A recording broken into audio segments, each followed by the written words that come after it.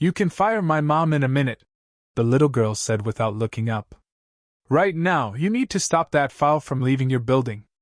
Adrian Cole froze in the doorway of his private office, one hand still wrapped around the brushed steel handle, the city glowing behind him through 40 feet of glass. For a second, nothing in the room made sense. Not the half-finished sunset burning orange against the Manhattan skyline. Not the cold blue light from his monitor flashing across the walnut floor. And definitely not the sight of a small black girl, no older than 9, sitting in his chair with her feet nowhere near touching the ground, her thin fingers moving across his keyboard like she belonged there. A red alert pulsed on the screen. Another. Then another. Somewhere behind Adrian, a silver tray rattled. Mrs. Helen Ward, the housekeeper, had gone completely still. The teacups on her tray trembled softly against their saucers, the porcelain clicking in tiny frightened beats. What? Adrian said, each word clipped and sharp. Is she doing on my computer? The girl did not turn. Her braids were tied back with 2 plain blue bands, slightly frayed at the edges, and her shoulders looked too small for the oversized gray sweater she wore. She was all elbows, focus, and silence. Mr. Cole, Mrs. Ward whispered, already breathless with panic. I'm so sorry. Monica was cleaning the East Hall, and her daughter was supposed to be downstairs. She must have wandered. I didn't wander, the girl said. Calm. Clear. Too calm for a child in a billionaire's office with alarms firing across a 6-figure machine. Adrian stepped forward, the leather soles of his shoes quiet on the rug. He could smell warm circuitry, lemon polish, and the faint trace of rain still clinging to his coat from outside. On the far wall, a muted financial news channel flickered above the shelves, but all the noise in the world had narrowed into the hum of the processor and the small, steady tapping of the child's hands. Step away from the desk, he said. She ignored him. A small window had opened on the right side of the screen, a black pane crowded with lines of text, percentages ticking upward. A transfer bar creeping forward with a speed that made something cold slide under Adrian's ribs. His voice hardened. Now. The girl reached for the side of the monitor, unplugged a slim black cable, and the transfer bar froze at 87%. The room went dead quiet. Even the air seemed to stop moving. Adrian stared at the screen, then at the cable hanging from her hand, then at the child herself. Who gave permission to do this? He asked. This time she turned. Her eyes were large and dark and far too steady. Not defiant. Not rude.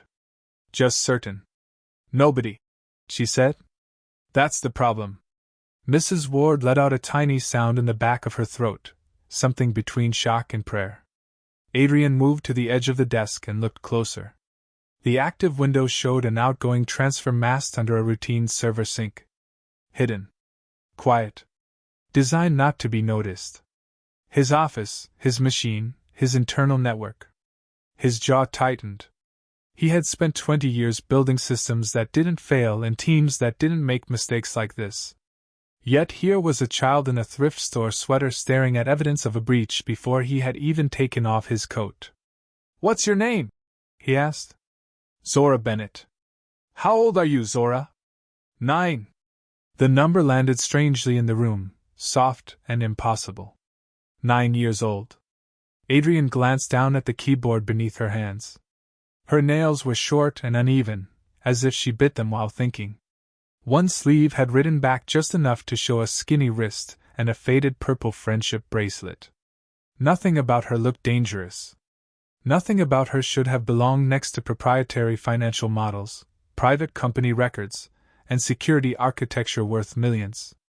And yet every instinct in Adrian told him the greater danger was not the girl. It was whatever she had interrupted. Footsteps sounded in the hall. Fast. Measured. A man entered without knocking.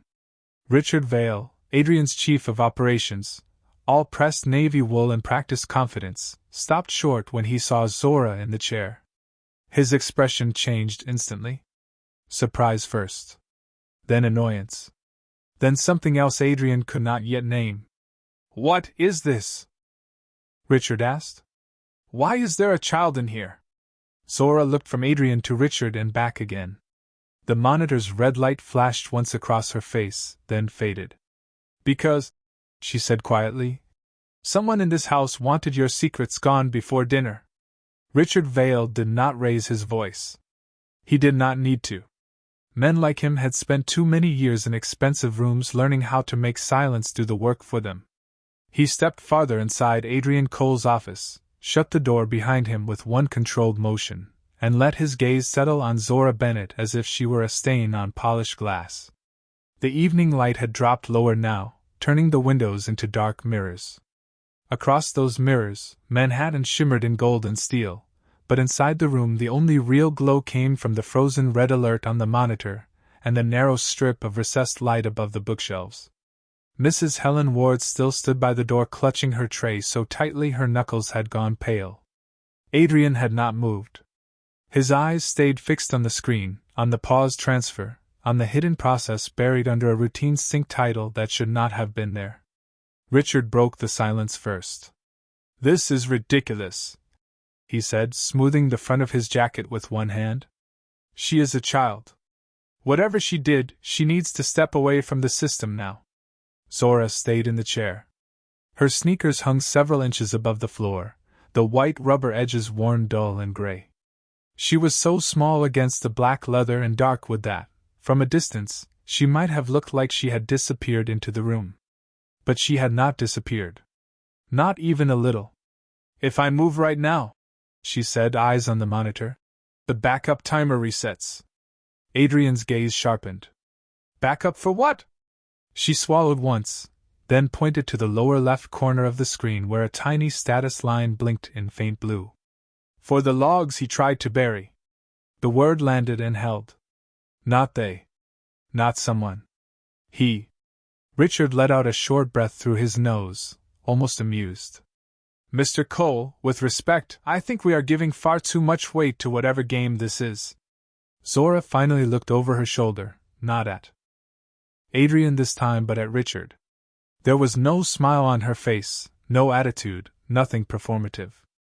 Only that same quiet certainty that made adults uneasy because it did not belong to childhood. "It is not a game," she said. "Somebody made the computer pretend the file was moving to internal storage. It was not. It was going out." Richard crossed his arms. "And you know that because? Because the numbers on the right are wrong." "Numbers," he repeated, almost laughing now. "You expect us to believe you understand encrypted transfer rates?" Zora turned back to the screen. "No," she said softly. "I expect you to believe your own eyes." Adrian leaned closer. The child's finger lifted and hovered just above the display without touching it. On the right side of the transfer pane, beneath the mass destination label, a tiny outbound throughput figure pulsed in irregular bursts. It was small enough that most people would never notice it. But now that he had seen it, he could not unsee it. The data was not looping internally. It had been leaving. Adrian felt the muscles in his jaw set hard. "How did you catch this?" he asked. Zora was quiet for a beat.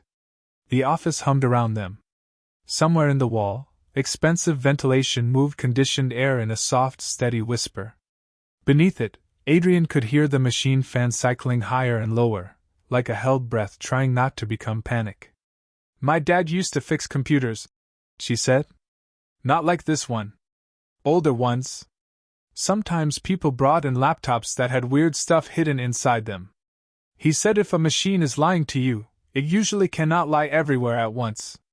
Something always twitches." Adrian looked at her then, really looked. The frayed sweater.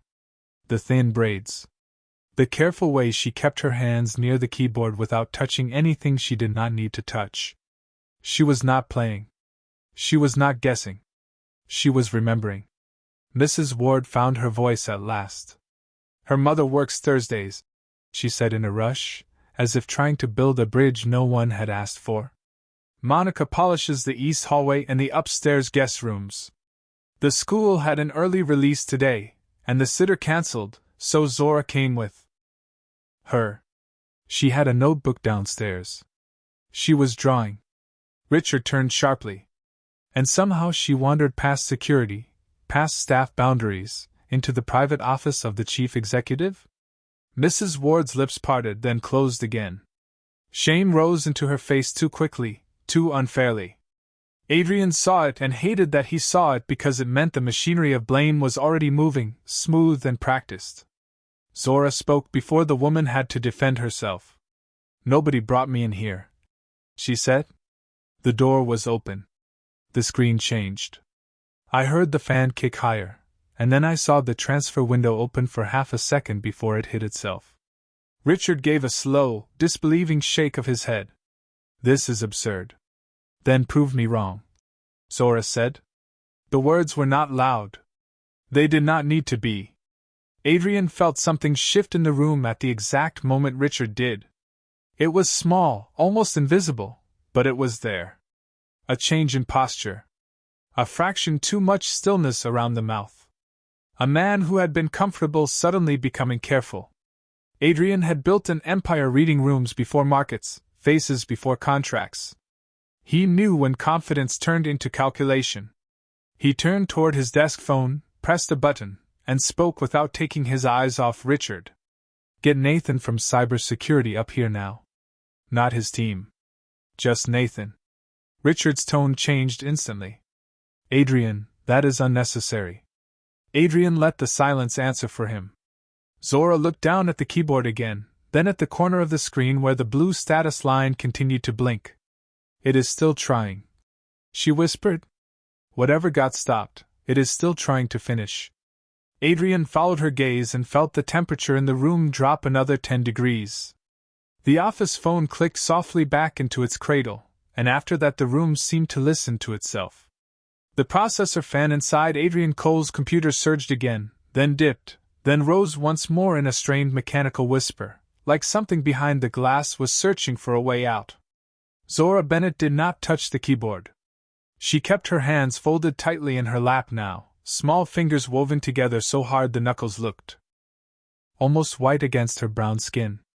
It was the first sign that she was still a child. Not the chair that swallowed her whole.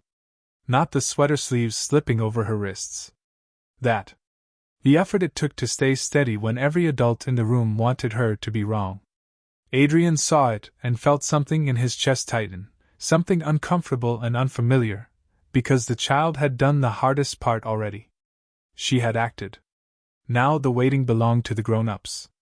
Richard Vale moved toward the credenza where a crystal carafe caught the last line of evening light. He poured himself water without asking, the ice clinking against the glass in a way that sounded too casual for the air inside the office. "Nathan is excellent," he said, taking a small sip. "He will confirm there is a technical explanation for all of this." Adrian did not answer. He stood at the corner of his desk, one palm flat against the smooth wood, his eyes moving between the frozen transfer bar and Richard's reflection in the darkening windows. Below them, the city had begun to glitter in full. Headlights streamed along the avenues like veins of white fire, and the Hudson beyond the towers held the last week's silver of dusk. It should have been a beautiful view. Instead, the glass felt like a wall between one world and another. Inside this office, the air smelled like cedar shelving, lemon oil, and expensive silence. Inside Zora's sweater clung the faint scent of detergent, and hallway dust, and whatever rain had dried on the cuffs during the ride into Manhattan. 2 Americas in one room. Adrian had spent his life believing competence always announced itself in familiar ways. Degrees. Titles. Tailored suits. Doors that opened before you reached them. Yet tonight the clearest mind in the room had walked in wearing worn sneakers and carrying no permission at all. Mrs. Helen Ward finally set her tray down on the side table, carefully this time, as though any sudden sound might break the thin line holding everything together. "Mr. Cole," she said softly, "Monica did not do anything wrong." Adrian looked at her. "I know." The relief in her face was so quick and so fragile it made the room feel smaller. Richard, however, turned with the slightest narrowing of his eyes. "No one is accusing the mother," he said smoothly. "But boundaries exist for a reason." Zora looked up at that. Not angry, just tired in a way a 9-year-old should never have learned. Boundaries did not stop your file from leaving, she said. Richard gave her a thin smile that never touched his eyes. You seem very comfortable making accusations for someone your age. I am not making them, Zora replied. The computer is. Adrian heard the elevator chime faintly out in the hall. A second later, footsteps approached at a controlled jog. The office door opened, and Nathan Ellis from cybersecurity stepped inside carrying a slim black case and a company laptop under one arm. He was in his 30s, neat, alert, and still wearing his ID badge clipped crooked from the end of a long day. His gaze took in the room fast, Adrian rigid at the desk, Richard holding a water glass too carefully, Mrs. Ward near the tea tray, and a little girl in an executive chair under the cold wash of monitor light. Nathan blinked once. You asked for me, sir? Adrian pointed to the screen. Tell me if that outbound transfer is real. Nathan set his case down, pulled a compact adapter from the front pocket, and connected his laptop to a port under the monitor. He worked quickly, fingers confident, eyes narrowing as lines of diagnostics reflected in his glasses. No one spoke. The only sounds were the tapping of keys, the low thrum of electronics, and somewhere far below, the muted wail of a siren drifting up from the street. Zora watched Nathan with the same still concentration she had given the screen. Adrian noticed that she leaned very slightly away from Richard, not enough for anyone else to call it fear, but enough for a man who had spent decades reading discomfort in rooms where millions changed hands. A child trusted the machine more than the adults around it. That thought stayed with him. Nathan's face changed first at the mouth, then at the eyes. He stopped typing. Started again. Then looked up at Adrian. It is real, he said quietly. The words fell into the office with the weight of iron. Richard lowered his glass. That does not prove intent. Nathan ignored him. He turned the laptop screen so Adrian could see. The process was disguised under an internal synchronization shell, but the destination is external. Encrypted. Off-site.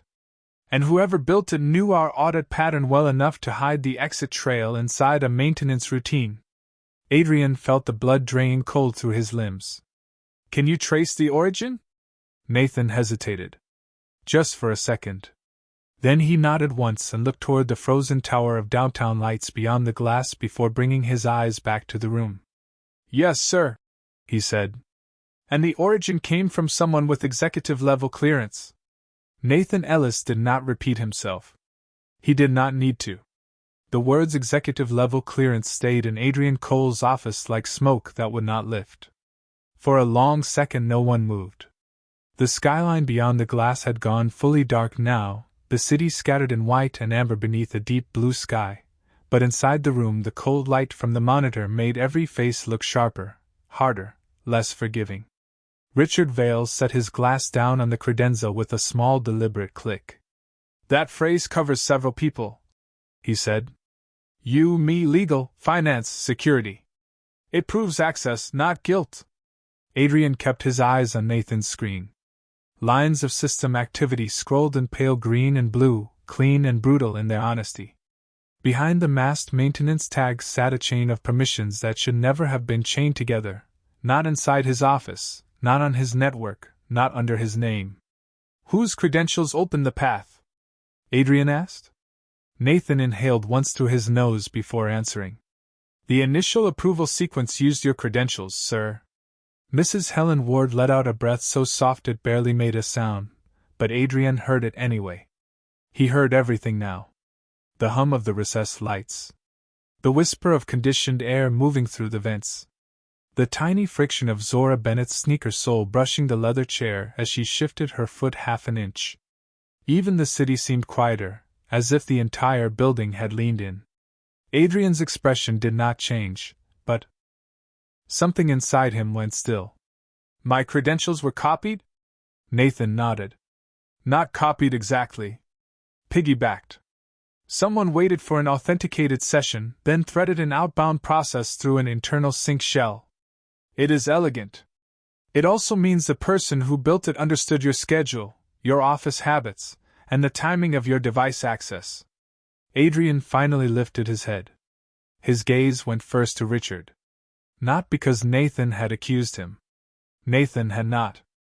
But because Richard was the one person in the room who had gone too smooth, too polished, too quickly after hearing the worst possible news. Men told on themselves most clearly when they tried to sound reasonable, while a room was catching fire. Who knew I was coming straight here after the investor call? Adrian asked. Richard answered too fast. Half the floor knew. Adrian said nothing. Richard adjusted. Your calendar was not private. Nathan glanced back at his screen, zoomed in on a log branch, then frowned. No. Not half the floor. Whoever did this was already inside the system before you got back. They were waiting for your machine to wake and your biometric sign-in to open the session window. The transfer launched less than 20 seconds after authentication. That is not random timing. Zora lowered her eyes to her lap, but Adrian saw her listening to every word. Her hands had come apart now. One thumb pressed against the edge of the other, rubbing back and forth in a small nervous rhythm that looked heartbreakingly young. She had stopped a theft inside a billionaire's office, and yet there she sat, trying to make herself smaller while grown men discussed authority over her head. Adrian found he hated that. How much data was targeted? He asked. Nathan typed again, jaw tightening. Mostly restricted files from the Cole Foundation subserver. Financial architecture, donor records, legal memos, internal planning documents. Adrian felt the words like a physical drop in his chest. The Cole Foundation. Not the core company. Not market strategy. Not merger numbers. The foundation. The scholarship initiative. The one built in his wife's name after Elena died. He looked back at the frozen transfer bar and saw it differently now. Not as a breach of business. As an intrusion into something quieter and more sacred, something built out of grief, promise, and the stubborn hope that money could still do one decent thing in a city that forgot children every day. Zora glanced up, noticing the shift in his face before anyone else did. Was that the one for girls who build things? She asked softly. Adrian turned to her. What? The brochures downstairs, she said. On the table by the staircase. They said the program pays for computers and classes in summer labs. For girls who do coding and robotics and engineering. Mrs. Ward looked at her in surprise, as if she had forgotten the child could read the world around her with the same care she read a screen. Adrian stared at Zora for a moment. Yes, he said. Her eyes dropped again. Then that is why they picked it, she murmured. Richard gave a quiet scoff. Picked it? We are not discussing some street hustle. These are sensitive internal materials. Let us not romanticize this. Zora looked up at him, and this time there was something steadier than calm in her expression. Not anger. Recognition. Like she had met his kind before without ever needing his name. I am not romanticizing it, she said. I am saying somebody wanted to steal from girls who do not get much to begin with. The room went silent again. Nathan's fingers hovered above the keys, then resumed. There is more, he said. Adrian shifted toward the desk. Show me. Nathan opened a deeper audit layer. A timestamp pulsed. Then another. Access requests? Denied, rerouted, disguised, re-entered. All neat. All patient. All deliberate.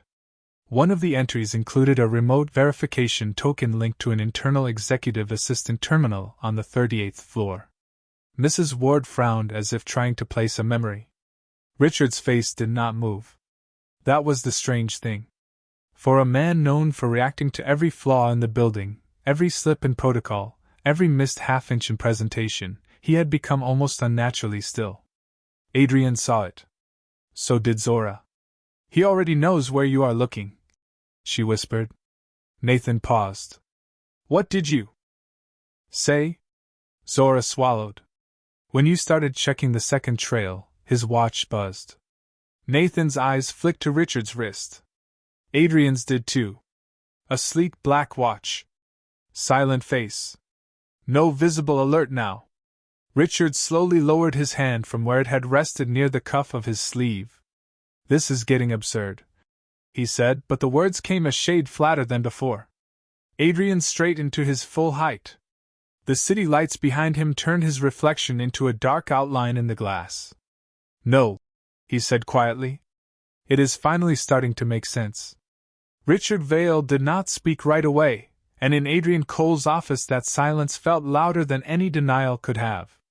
It stretched across the dark wood desk, across the frozen red alert on the monitor, across the black windows reflecting all four adults and one little girl back at themselves like a private jury.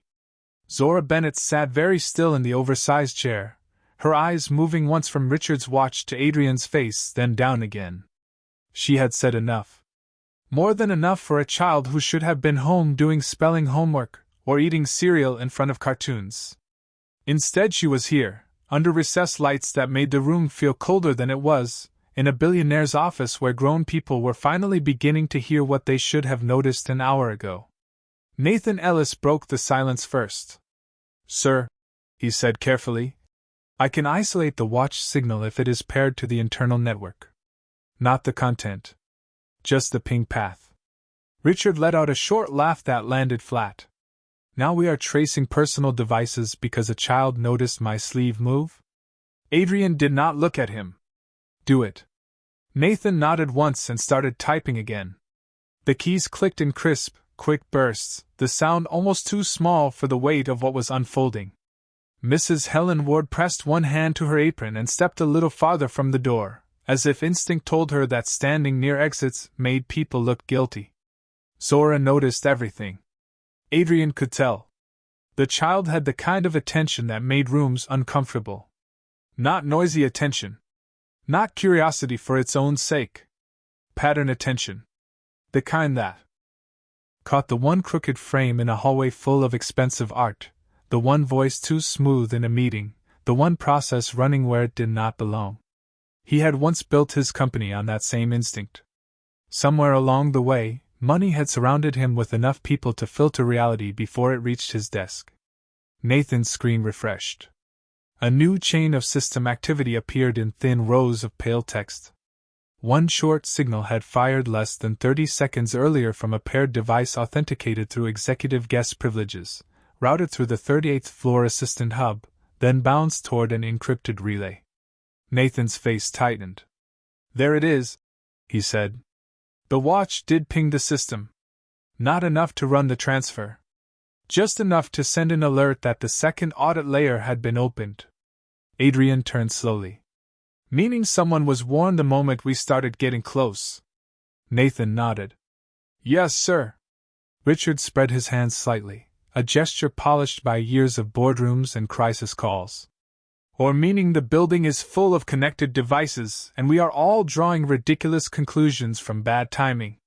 Adrian took one step toward him. Not fast. Not theatrical. Just enough to remove the comfortable distance Richard had been standing inside all evening. "Then answer one thing clearly," Adrian said. "Why did you object the moment I called Nathan? Why did you call this unnecessary before you knew what he would find?" Richard's mouth opened, then closed. A tiny pause. Half a heartbeat. For most people it would have meant nothing. In Adrian's world, it was everything. "Because," Richard said, recovering, "you were letting panic lead. A child was in your office, on your machine, and instead of securing the space you were treating her like an expert witness." Zora looked down at her hands again, but Adrian saw her shoulders pull in a fraction. There it was. The oldest trick in rooms like this. When facts become dangerous, discredit the person holding them. Make the child sound reckless. Make the poor sound intrusive. Make the black girl sound out of place. Adrian had seen that machinery before in investor rooms, in old money charities, in schools that smiled in brochures and quietly sorted children by zip code. Tonight he saw it in his own office, and that bothered him more than the theft. "She stopped a live transfer," Adrian said. "That is not panic. That is competence." Mrs. Ward's eyes flicked up in surprise. So did Zora's. Richard's expression cooled by a degree. With respect, Adrian, competence is verified, not assumed. That is exactly what we are doing, Adrian said. Nathan cleared his throat. There is another problem. The room shifted toward him. He enlarged a branch of the audit trail, and this time even Adrian felt a chill crawl through him before the words arrived. 3 folders had been queued for export. The scholarship fund records were first. The second contained sealed donor identities. The third held applicant review notes, addresses, income histories, school records, recommendation letters, and private interview transcripts from every girl the Foundation had considered during the past 2 years. Names, homes, family hardship, medical accommodations. Everything. Zora stared at the screen, then looked away as if the information itself felt too personal to witness. They wanted the girls, she said softly. Nathan nodded. Or leverage over them. Adrian felt his stomach turn, not with fear exactly, but with that colder thing beneath it. Violation. The kind that entered quietly and rearranged your understanding of who had been standing beside you all along. Richard moved toward the desk. All right. Then shut it down, notify legal, and contain the breach. We can handle blame later. Adrian heard the word handle and almost smiled at the elegance of it. Blame later. Truth delayed. Process over conscience. It was the language men used when they needed time to erase edges. Zora looked up at Adrian and said the one thing no adult in the room had thought to say yet. If he warned somebody once, he can warn them again. Richard snapped his head toward her. Enough. The word came out too hard. Not loud, but stripped of polish now. Mrs. Ward flinched. Zora did not. Adrian saw it then with perfect clarity, as simple and ugly as a stain beneath bright light. Richard was not offended by being accused. He was threatened by being seen. Adrian's voice dropped so low the whole room had to lean toward it. Nathan, disable all outbound channels from this office and lock executive guest permissions building-wide. Mrs. Ward, bring Monica Bennett upstairs and make sure she knows her job is safe. Richard, he said, turning his full attention on him at last, do not touch your watch, your phone, or any door in this building until I am done asking questions. The red alert on the monitor blinked once more, then went still. In the silence that followed, Zora looked at the screen, then at Adrian, and for the first time all night the fear in her face gave way to something else. Not relief. Not yet. Just the fragile beginning of being believed. Monica Bennett arrived 2 minutes later with a cleaning cloth still tucked into the back pocket of her navy work pants, and the look of a woman who had already imagined the worst before the elevator doors even opened. Her breathing was shallow from hurrying. A loose curl had fallen across her forehead, and there was a faint streak of wood polish along one sleeve where she must have wiped her hands too fast before coming upstairs. The moment she saw Zora in Adrian Cole's office, sitting in that enormous chair beneath the glow of the monitor, her whole body tightened. Zora, she whispered, not loud, not angry, just full of dread. The child turned at once. Mama, I am okay. But Monica was already looking past her, from Adrian to Richard to Nathan Ellis and back again, trying to read the room the way working people learn to do when one wrong shift in tone can cost rent money. Mrs. Helen Ward moved to her side quickly. Your job is safe, she said before Monica could speak. Mr. Cole said so himself? Monica looked at Adrian, as if she needed to hear whether that mercy was real or only temporary. Adrian met her gaze and gave a single nod. You are not in trouble, Miss Bennett. Some of the fear left her face then, but not all of it.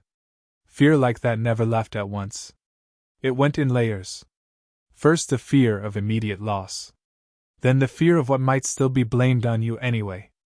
Monica stepped closer to her. Daughter. What happened? She asked. Zora glanced down at her lap, then toward the screen. I saw something bad on the computer, she said. I stopped it. The simplicity of the sentence hung in the room with almost unbearable force. Monica closed her eyes for half a second.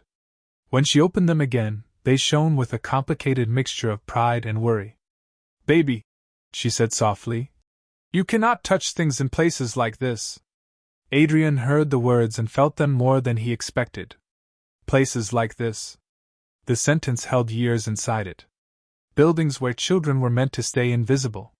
Floors polished by women whose daughters were expected to pass through quietly, eyes down, hands to themselves. Richard Vale seized on it immediately. Exactly, he said. This is not about cruelty. It is about access. Rules exist for everyone. Adrian turned toward him, and this time he did not bother softening his voice. Do not use the word everyone when you mean her. Richard's face changed by a fraction. It was enough. Monica looked from one man to the other, confused now, sensing that whatever this was had grown larger than a child wandering into the wrong room. Nathan kept working, running secondary checks, isolating permissions, sealing exit points one after another. The soft click of his keys became a kind of metronome for the tension inside the office. Ms. Bennett, Adrian said, did your daughter ever mention computers at home? Monica let out a breath that almost became a laugh, though there was no humor in it. She mentions them all the time. Her eyes moved to Zora, and the corners of her mouth trembled with something tender. Her father used to repair old desktops and laptops out of a little shop in Queens before he got sick. Nothing fancy. Cracked screens, worn batteries, virus cleanup, school machines nobody else wanted to touch. He would bring home junk parts in cardboard boxes and tell her to sort the screws by size while he worked. Zora's expression softened. For the first time that evening, Adrian saw the 9-year-old behind the composure. Daddy said every machine tells the truth eventually, she murmured. Monica nodded. He did say that. The room went quiet in a different way now. Less like a courtroom. More like a chapel where no one wanted to move too fast. Nathan looked up from his screen. That explains why she noticed the fan cycle and the false sync shell. Most adults would not have. Richard folded his arms. Or it explains why she learned enough vocabulary to sound convincing. Monica turned so quickly toward him that even he seemed mildly startled. My daughter does not need to sound convincing, she said, her voice low but steady. She only needs to tell the truth. Adrian watched the words land. Monica was not polished. She was not fluent in executive language or crisis management, or the careful choreography of high-level meetings. But truth recognized truth, and right now it stood in work shoes on a walnut floor with a rag in its pocket. Richard looked away first. That alone told Adrian more than another 10 minutes of argument would have. Zora slipped out of the chair then, not because anyone told her to, but because she finally seemed to realize she had been sitting in the most powerful seat in the room. Her sneakers touched the floor. She looked suddenly very small again. She went to stand near her mother, close enough that the sleeve of Monica's uniform brushed her shoulder. Adrian noticed the movement and hated what it revealed. She had only stayed in the chair as long as the danger required. The moment adults took over, she gave the power back. Children from safer worlds did not do that. They lingered. They asked questions. They assumed belonging. Zora had saved the room and then folded herself out of it. Nathan's screen flashed with a new layer of trace data. He leaned in, eyes narrowing. Sir, he said quietly, I found the relay endpoint. It is not just a theft route. It is linked to a burner account that has been touched 3 times before over the last 6 months. Adrian felt every muscle in his back go taut. 3 times? Nathan nodded. Small probes. Test runs. Someone has been rehearsing this. Zora looked up at that, her hand tightening around the cuff of her sweater. Monica felt it, and placed a palm lightly between her daughter's shoulders. Adrian saw the gesture and, without warning, understood the full ugliness of the night. This was never only about stolen files. It was about who people assumed could see danger, who people assumed belonged near knowledge, and who people assumed should apologize just for being in the room when truth showed up first. Adrian Cole walked to the window and stopped with both hands in his pockets, not because the city had anything left to show him tonight, but because he needed one breath in which nobody else spoke. Below, the streets of Manhattan burned with headlights and wet reflections, yellow cabs sliding through the dark like sparks on black water. Inside the office, however, everything had narrowed to the hush of electronics and the uneven rhythm of people thinking faster than they wanted to. Behind him, Nathan Ellis continued tracing the relay path with the disciplined patience of someone defusing something invisible. Mrs. Helen Ward stood close to Monica Bennett now, not touching her, but near enough to say without words that she was not alone in the room anymore. Zora stood beneath her mother's arm, one shoulder lightly tucked against Monica's side, listening with those still, searching eyes that made Adrian wonder how many times adults had underestimated her before tonight, and how often she had simply let them. 3 test runs, Adrian said at last, still facing the glass. Dates. Nathan pulled the records up. The first was 6 months ago. The second was just under 11 weeks after that. The third was 9 days ago. All smaller extractions. Mapping behavior, learning response time, confirming access windows. Adrian turned back slowly. And each one came through internal executive channels? Yes, sir. Nathan hesitated, then added, each one also routed through a permissions bridge connected to Richard Vale's operations cluster. Monica's breath caught softly. Mrs. Ward closed her eyes for one brief second as if the truth had finally arrived in full, and she wished, just for that second, that it had chosen another house. Richard did not explode. He did not protest loudly or pound the desk or give Adrian the theatrical outrage innocence often borrows from pride. He simply straightened the cuff of his jacket and said, Operations cluster access does not mean I initiated anything. My team manages half the executive floor. You know that. Adrian held his gaze. Then help me understand why every path keeps leading back to systems under your watch. Richard's jaw shifted. Because I am competent enough to be near important things. Zora looked up at that, and Adrian saw something flicker across her face. Not fear. Recognition again. She had heard that tone before, the one that turned responsibility into self-praise and confusion into everyone else's problem. Nathan clicked into a deeper credential layer. There is more, he said. The relay was configured to activate only when Mr. Cole authenticated locally after hours. It was designed around his office routine, not general floor traffic. That narrows opportunity. Adrian felt the room grow colder by another degree. He had spent years trusting Richard with the rhythm of his days, with travel plans, board movement, staffing, donor dinners, foundation schedules, the private architecture of an empire that ran because somebody always knew where he would be 10 minutes before he arrived.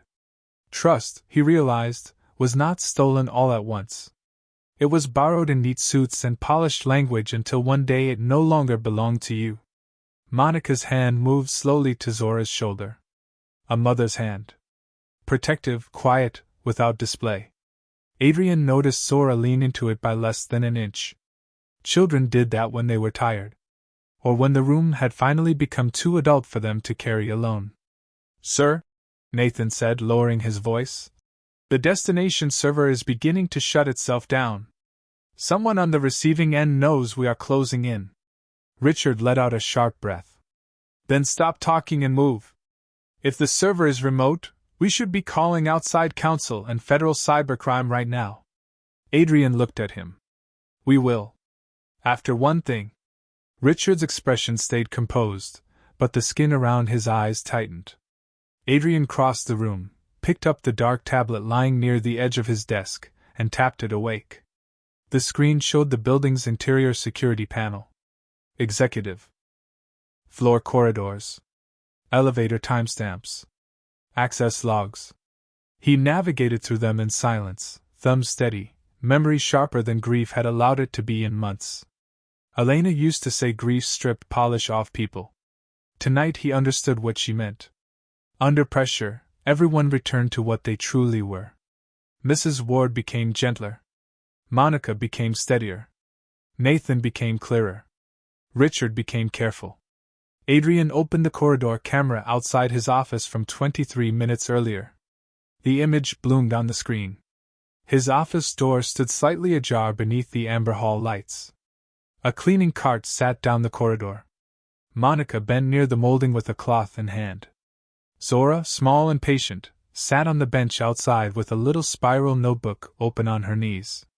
Richard stepped into frame from the far end, phone at his ear. He slowed as he passed Adrian's door. Glanced once inside. Then, without entering, he touched something at his wrist and kept walking. 2 minutes later, Adrian's own arrival appeared in the hall, coat still damp from rain, shoulders tight from the investor call downstairs. The timing landed with brutal simplicity. Richard saw the office open.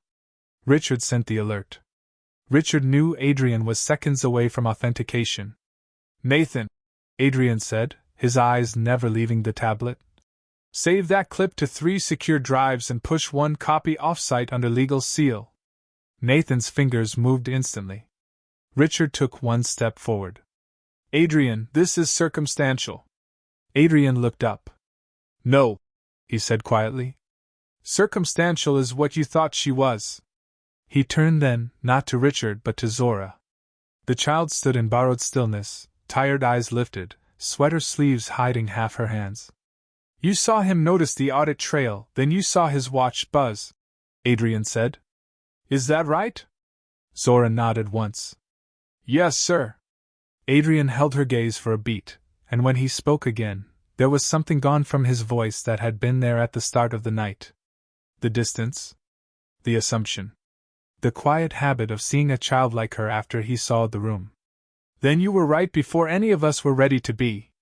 Richard opened his mouth to interrupt, but the sound of another incoming alert cut through the office first. Nathan's screen flashed red. The receiving server had not gone dark.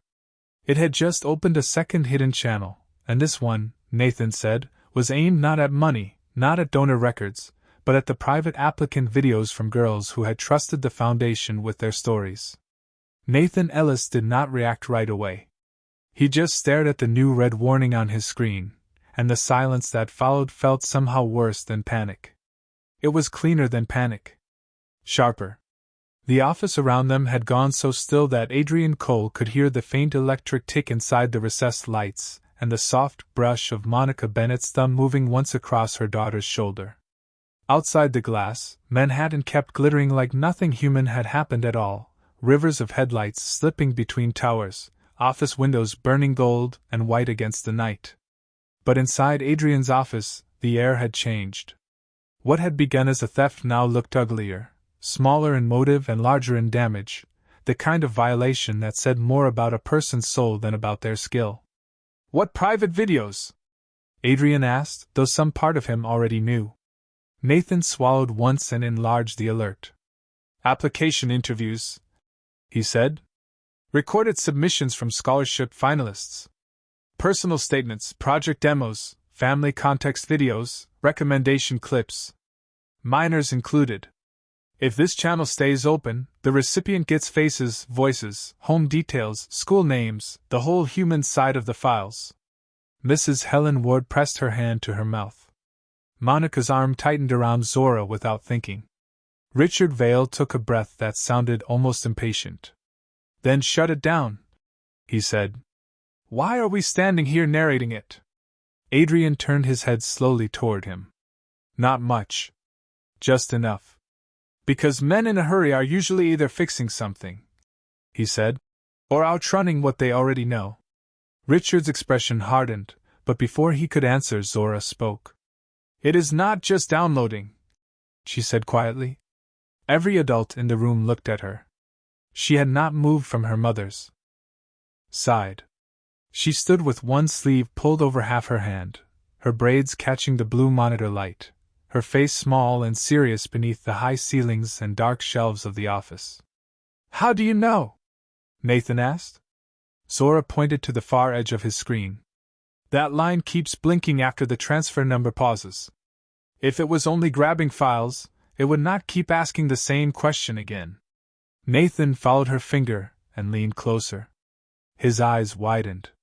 "She is right," he said, voice low with disbelief.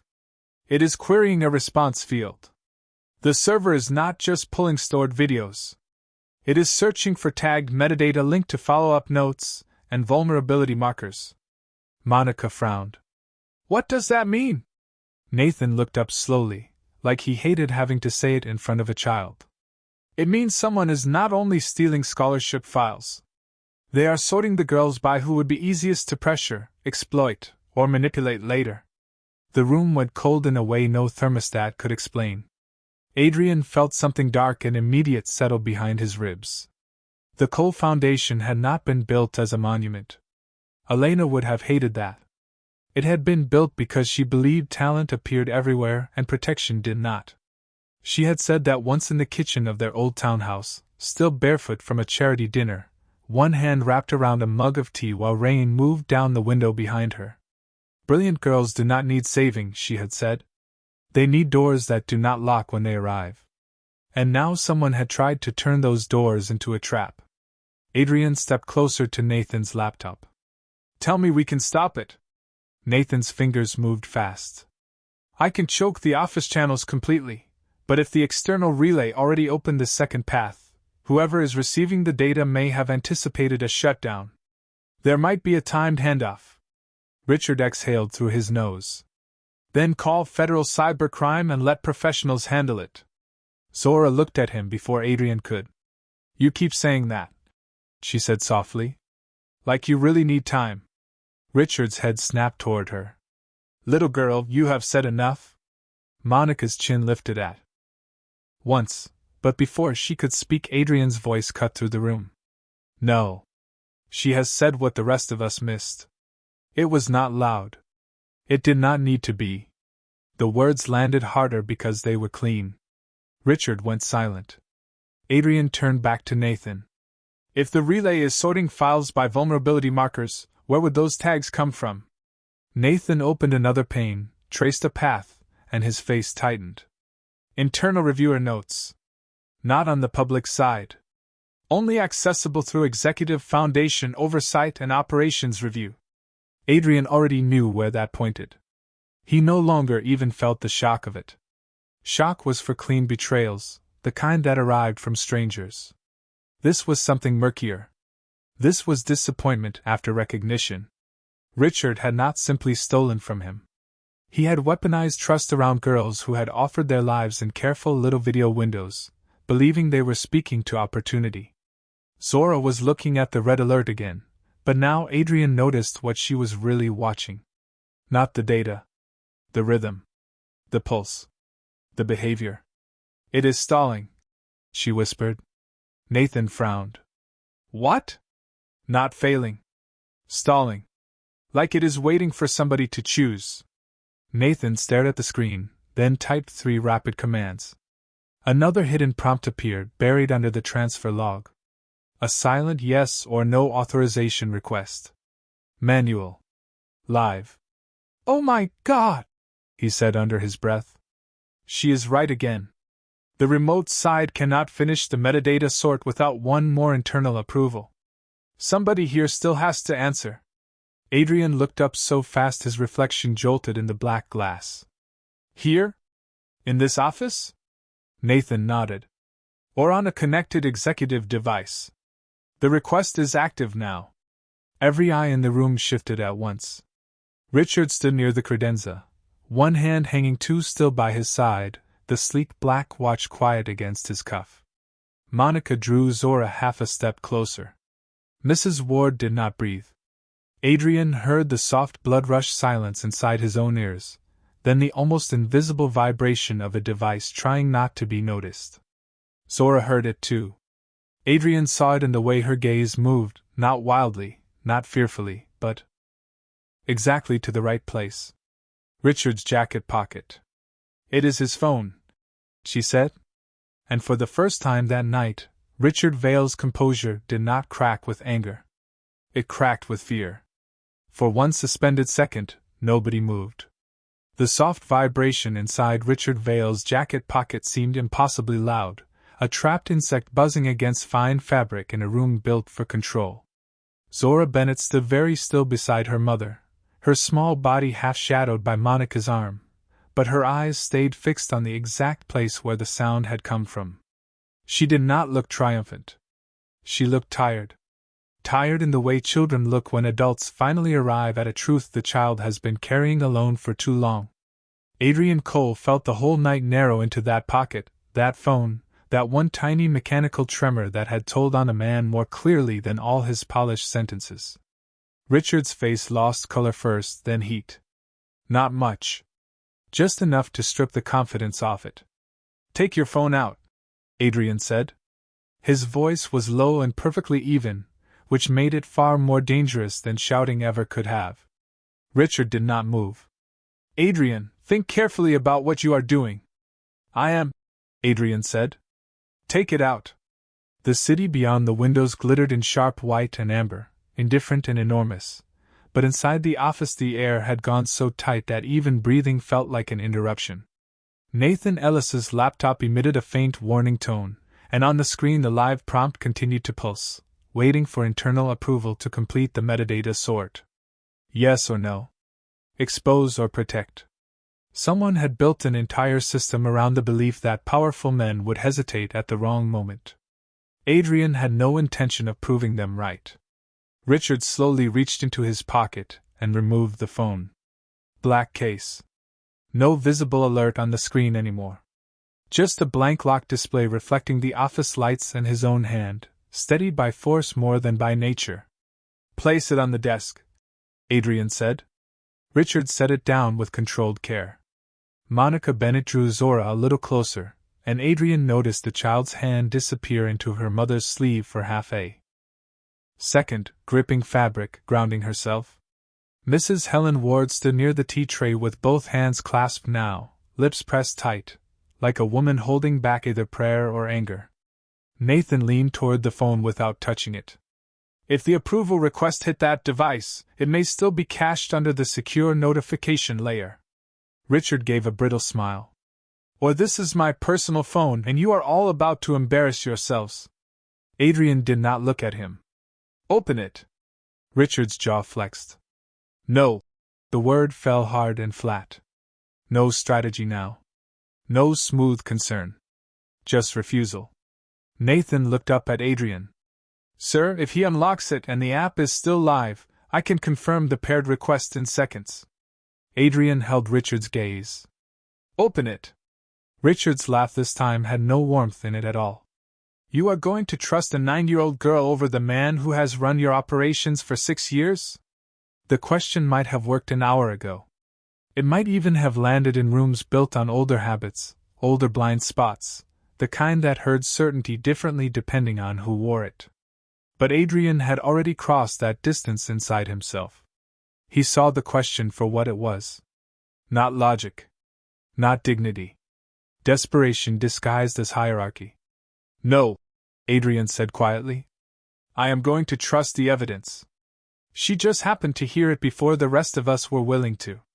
Richard looked at Zora then, and for the first time all evening there was no dismissal in his face, no elegant contempt, no practiced adult amusement at a child speaking above her station. There was only resentment. Pure and thin and ugly. Zora saw it. Adrian saw that she saw it, and hated the familiarity in her stillness. This was not the first time a grown person had looked at her that way for noticing too much while being black and poor in a room where she was expected to be grateful just to remain invisible. Nathan's screen flashed again. The approval request had less than 40 seconds before it would attempt a default retry through another paired device. "Sir," Nathan said, sharper now, "we need action." Adrian reached for the phone. Richard moved a fraction, not enough to touch him, just enough to reveal instinct. Guilty people often betrayed themselves in the space before contact. Adrian picked up the device. It was warm. Recently handled. He turned it over once in his palm, then held it out toward Richard. "Unlock it," he said. Richard stared at him. "And if I refuse?" Adrian's face did not change. "Then I have Nathan isolated under cybercrime protocol, building security escorts you out, and legal receives the corridor footage, the paired watch ping, the relay trace, and the test run history before midnight." Richard's throat worked once. The room waited. Then, With the look of a man realizing that every exit now cost more than truth, he took the phone and pressed his thumb to the screen. It unlocked.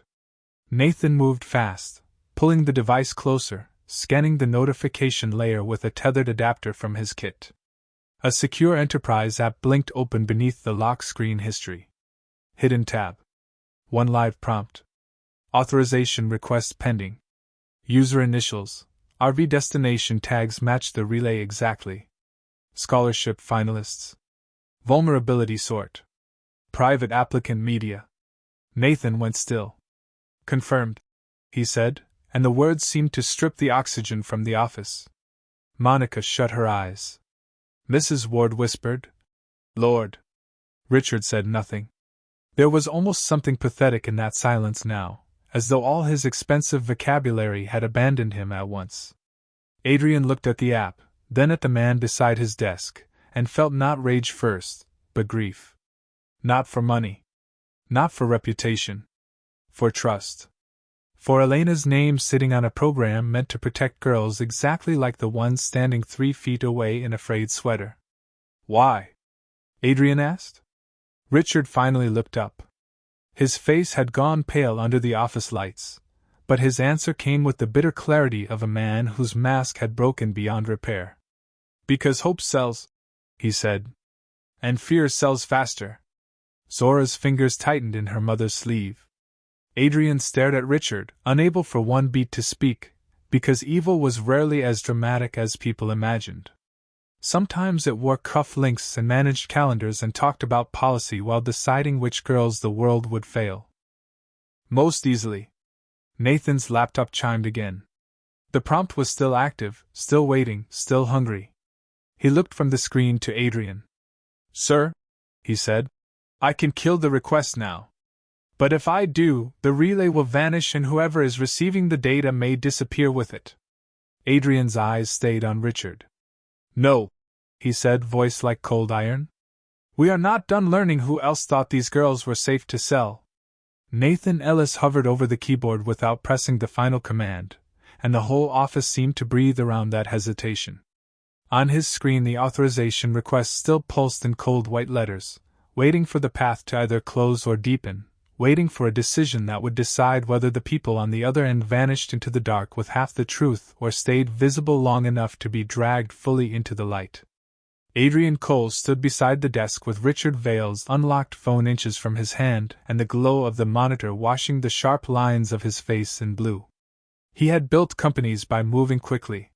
He had survived grief by moving even faster. But there are moments when speed becomes a kind of blindness, and tonight a 9-year-old girl in a frayed sweater had already done more seeing than every adult around her combined. Do not kill it yet, Adrian said. Nathan looked up. Sir, the longer the channel stays alive, the greater the risk. I know. Adrian's voice was quiet, but there was no softness in it. Can you contain it enough to let the connection talk without letting the files keep moving? Nathan's fingers began working again at once. Maybe. I can feed the remote side a false completion path and mirror the response. It buys us a narrow window. Richard let out a low breath, almost a laugh, like he still could not believe the room had turned this far against him. You think this is going to make you look noble? He said. You think standing here protecting strangers on scholarship videos changes what this world is? Monica Bennett stiffened beside her daughter, but Adrian did not even turn. No, he said. It changes what this room is. The words landed like a door locking. Mrs. Helen Ward lowered her gaze for a moment, and when she looked up again there was something glistening in her eyes that had not been there before. Not fear. Not exactly. Something older. The look of a person who has watched certain kinds of people be underestimated for so long that justice, when it finally arrives, feels almost unfamiliar. Zora stood very still beneath her mother's arm, but Adrian noticed she was watching Nathan's screen with that same patient focus, tracing the shape of the problem instead of the emotion around it. If he tricks them into thinking it worked, she said softly, they might answer too fast. Nathan glanced at her, then back to the code. That is exactly what I am hoping for. Adrian looked at Zora. A few hours ago he would have called what she was doing remarkable for a child. Now he understood that was not quite right. The remarkable thing was not her intelligence. It was how rarely the world had been built to recognize it when it arrived in someone who looked like her. Nathan opened a mirrored shell. The alert color on the screen shifted from red to amber. "All right," he said. "I have stalled the outbound transfer and spoofed a partial authorization response. If the receiving server is monitored live, someone may interact." Richard's face changed at that. Not much. Just enough for Adrian to catch it. A tightening at the mouth. A flash of calculation. Men betrayed allegiance in the seconds before they remembered they were being watched. "Good," Adrian said. "Now route any incoming text or command to the mirrored pane only." Nathan nodded. "Done." The room went quiet again. The city outside kept moving, traffic threading between towers, aircraft blinking over the river, office windows shutting down one by one as the hour grew later. But inside Adrian's office, 5 adults and 1 child stood inside a pocket of suspended time, all of them waiting for someone miles away to reveal their hand. Then it happened. A small incoming prompt flashed on Nathan's mirrored pane. No name. No number. Just a coded reply string followed by a plain language message that somehow felt uglier for being so ordinary. "Is the screening set complete? Need the top 10. By risk profile before midnight." Monica's hand flew to her chest. Mrs. Ward whispered a broken little, "Oh no." Adrian stared at the message, and for one beat the office vanished around him. All he could see were folders and faces. Girls in borrowed blazers recording themselves on cracked phones.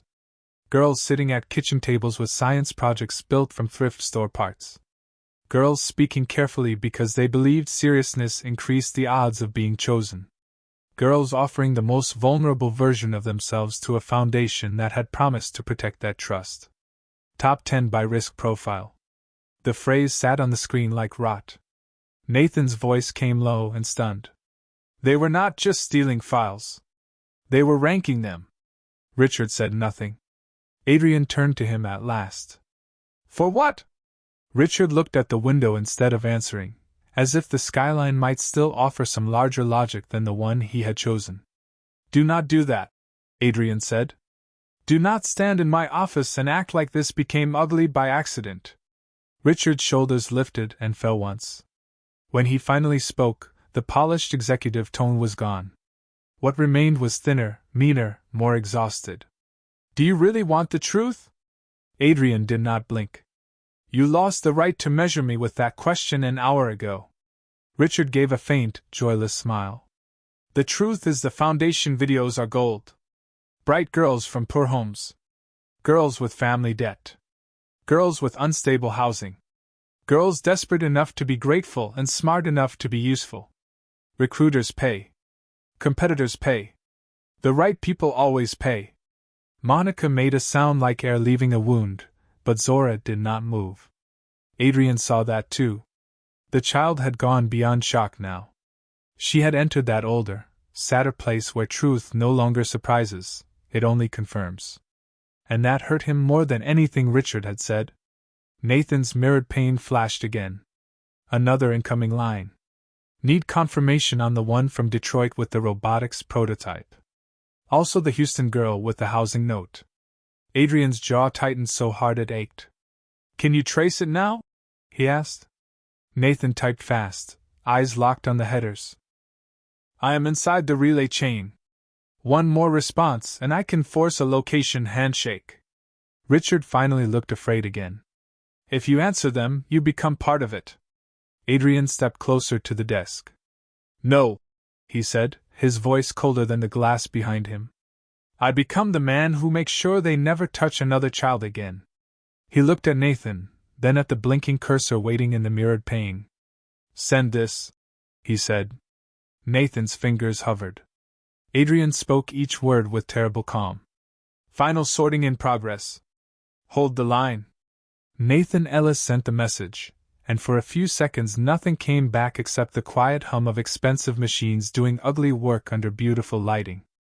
Adrian Cole stood with one hand braced against the desk, eyes fixed on the mirrored pane as if force of will alone could drag the person on the other end into the room. Beside him, Richard Vale had gone silent in the particular way men go silent when words are no longer helping them. Not calm. Not dignified. Cornered. Monica Bennett kept her daughter close, one hand curved lightly over Zora's shoulder, thumb resting at the seam of that oversized gray sweater as though the smallest touch could remind a child's body that she was still safe, still here, still somebody's baby no matter what kind of room she had just saved. The reply came in under 20 seconds. Good. Prioritize those with no private legal representation and weak guardianship response.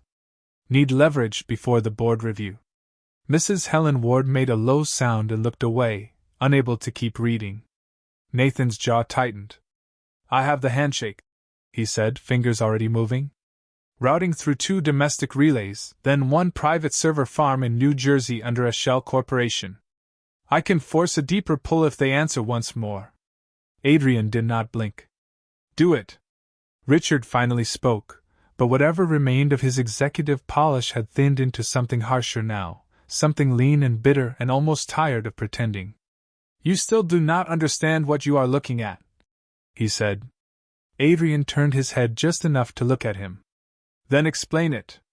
Richard gave a small shrug that did not reach his shoulders. It is not some cartoon villain network. It is pressure. Information. Forecasting. People want to know who folds, who fights, who can be bought, who can be embarrassed, who will disappear if the right threat lands in the right mailbox. Monica's face tightened with horror. They are children. Richard looked at her, and Adrian hated the vacancy in that glance more than the malice. Children become investments every day. Some people are just honest about the math. The room went very still. Zora did not look shocked anymore. She looked older than 9 for one terrible second, and Adrian realized that was the most damning thing Richard had done tonight. Not the theft. Not even the betrayal. It was forcing a child to hear the market value of her own vulnerability spoken out loud. Nathan's screen flashed again. New reply. Need proof on the Detroit applicant. Send clip if father is still gone and mother cannot litigate. Adrian felt something cold and final settle inside him. The words father is still gone struck the room with private cruelty.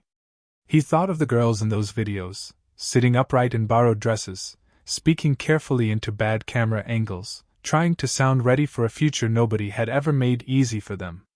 He thought of fathers buried too early, mothers working double shifts, girls building robots from scrap and hope, while men like Richard sorted them by risk.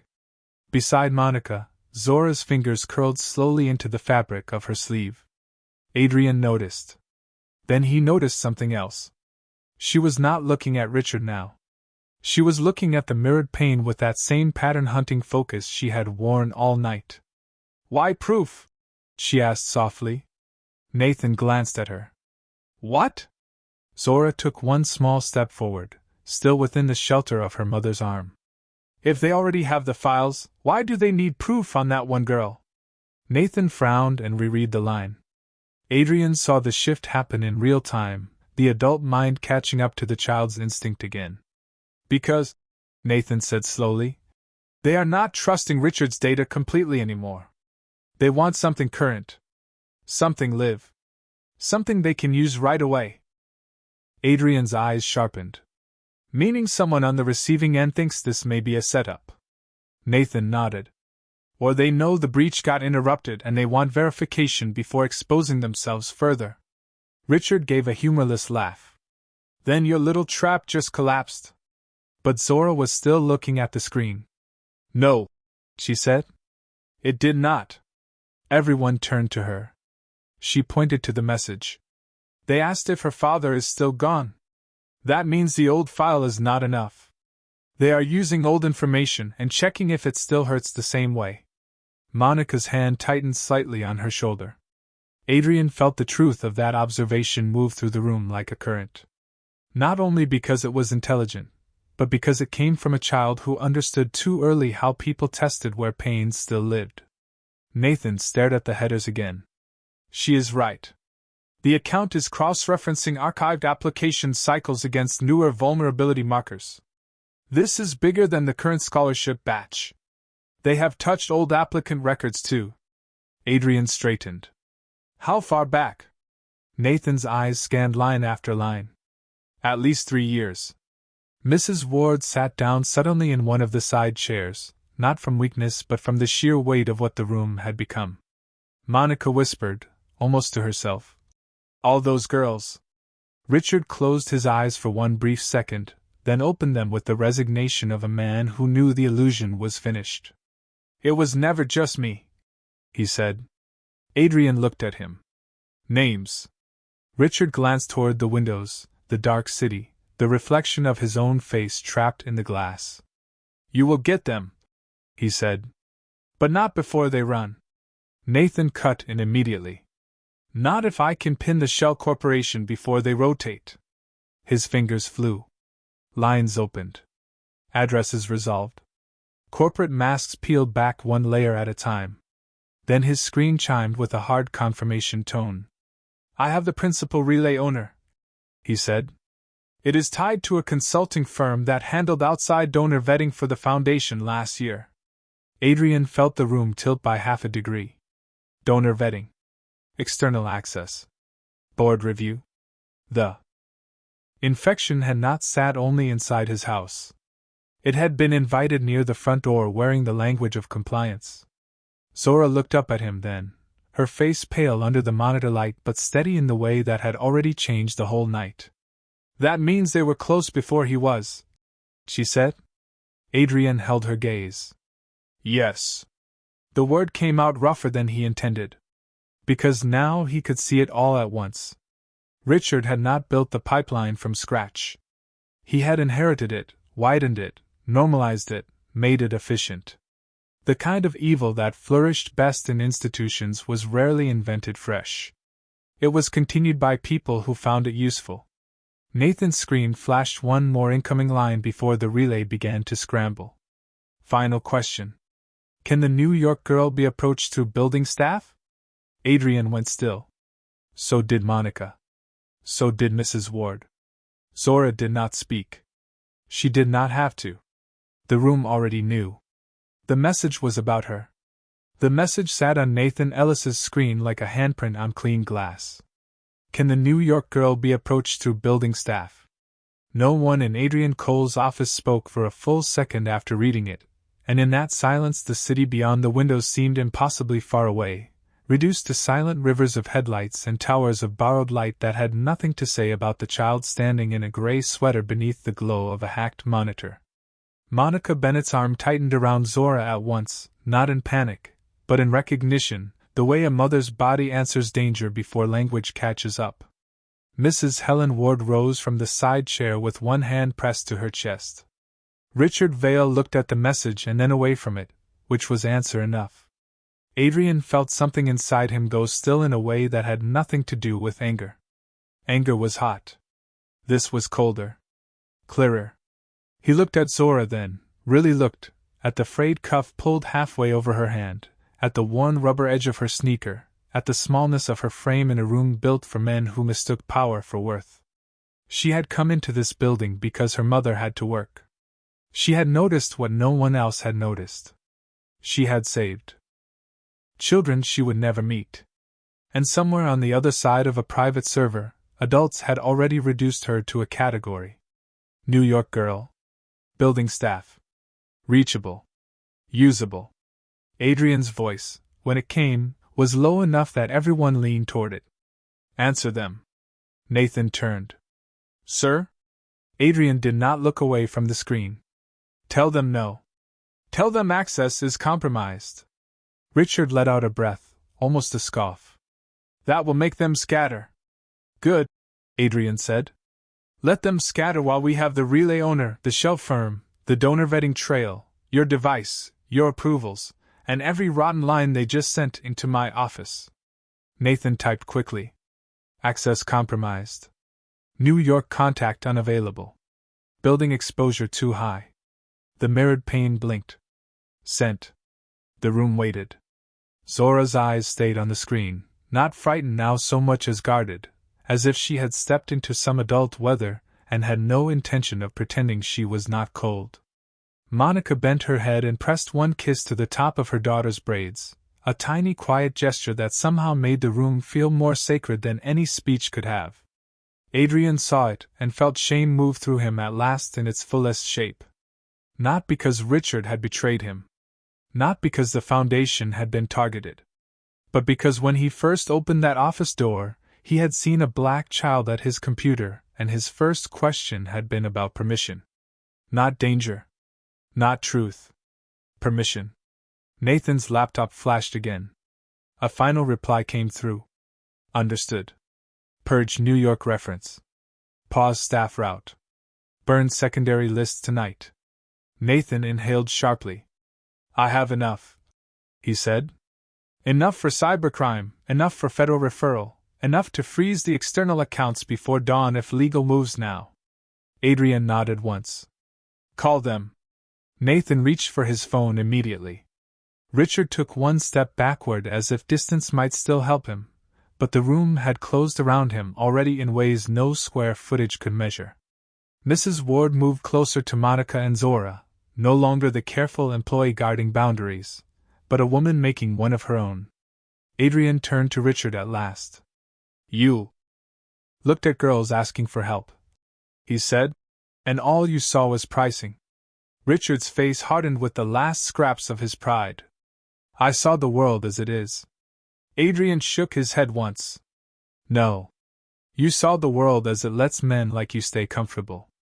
He let the silence after that do its work. Richard did not answer. There was nothing left for him to say that would sound anything but small.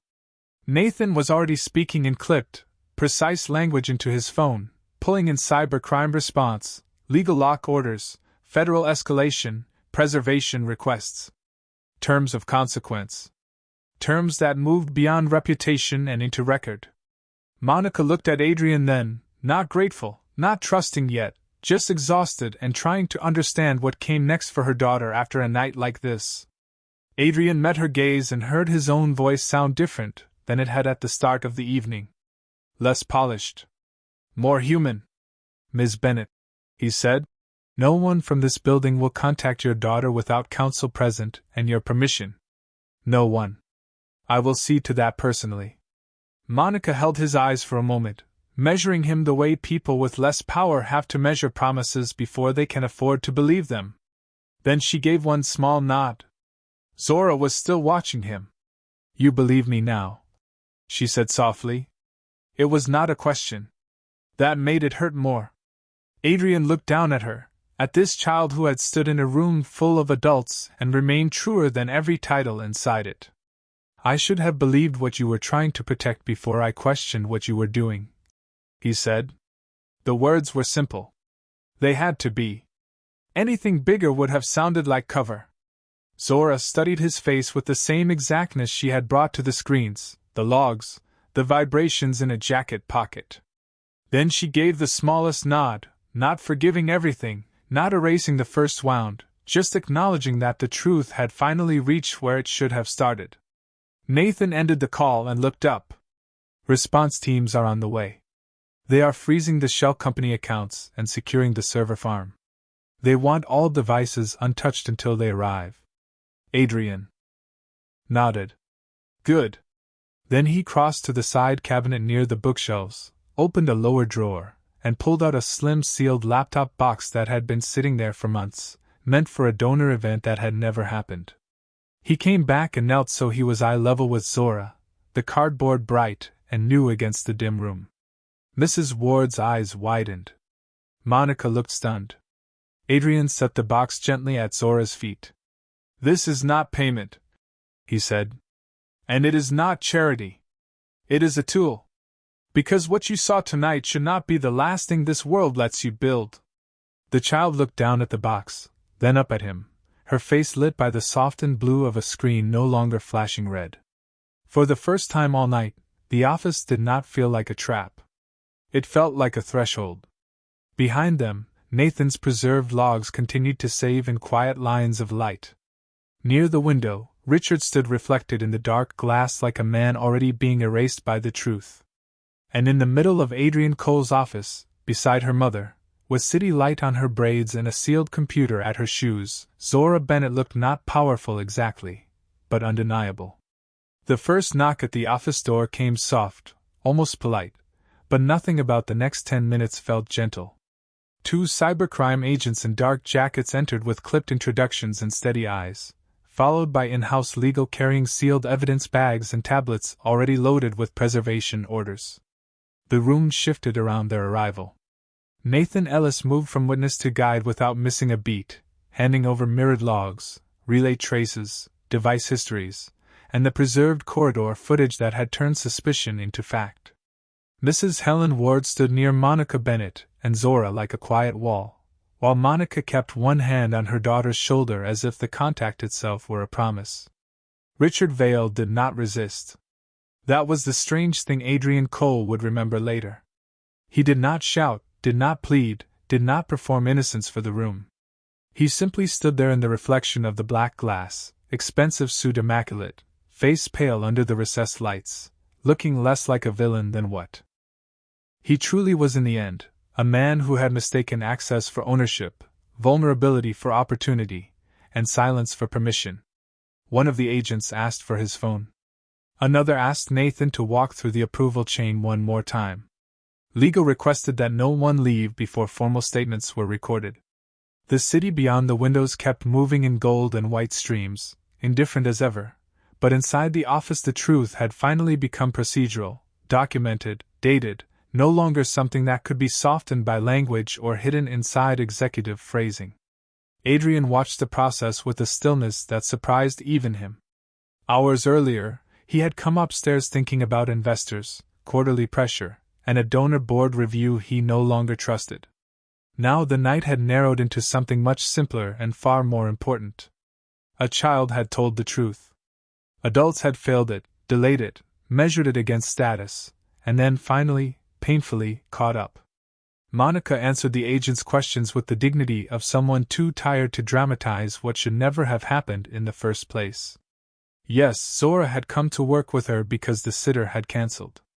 Yes, Zora had been drawing downstairs. Yes, her husband had repaired computers in Queens before he died. No, her daughter had not been snooping. She had seen danger and acted.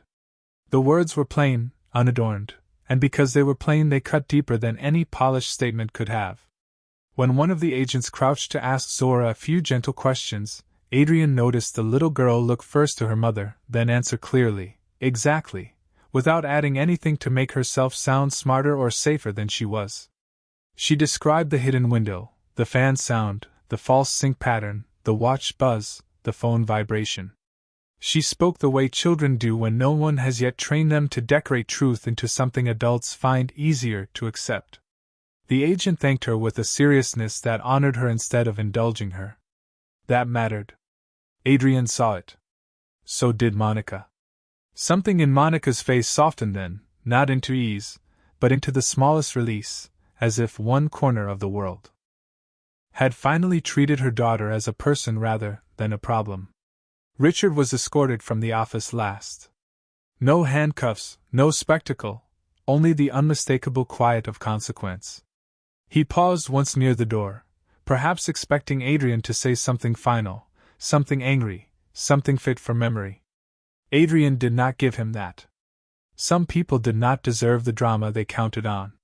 He simply held Richard's gaze and let the absence of rescue say everything.